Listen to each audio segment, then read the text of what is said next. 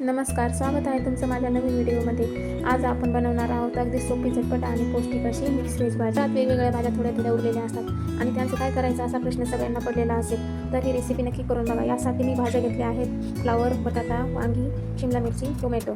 सर्व भाज्या छान 2 मध्यम आकारात कापून घेतल्या आहेत। आता कढईमध्ये तेल गरम करून त्यात मोहरी, जिरे आणि थोडी हिंग घालूया। त्यानंतर त्यात कांदा आणि टोमॅटोची प्युरी घालून थोडं परतून घेऊया। नंतर अद्रक, लसूण आणि एक हिरवी मिरचीची पेस्ट घालून छान परतून घेऊ। आता त्यात धने पावडर, आवडीनुसार लाल तिखट, गरम मसाला, हळद घालून मसाले छान तेल सुटेपर्यंत परतून घेऊ। आता कापलेल्या सर्व भाज्या कढईमध्ये घालून छान मिक्स करून घेऊया। सगळं व्यवस्थित मिक्स करून थोडंसं गरम पाणी घालूया। चवीनुसार मीठ घालून झाकण ठेवून भाज्या मऊ होईपर्यंत शिजवून घेऊया।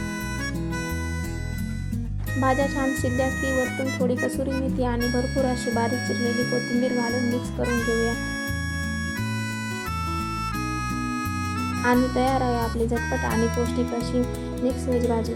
घरात उरलेल्या भाज्यांचा असा स्वादिष्ट उपयोग करून ही मिक्स व्हेज भाजी नक्की करून बघा। रेसिपी आवडली असेल तर नक्की लाईक करा, शेअर करा आणि सबस्क्राईब करा।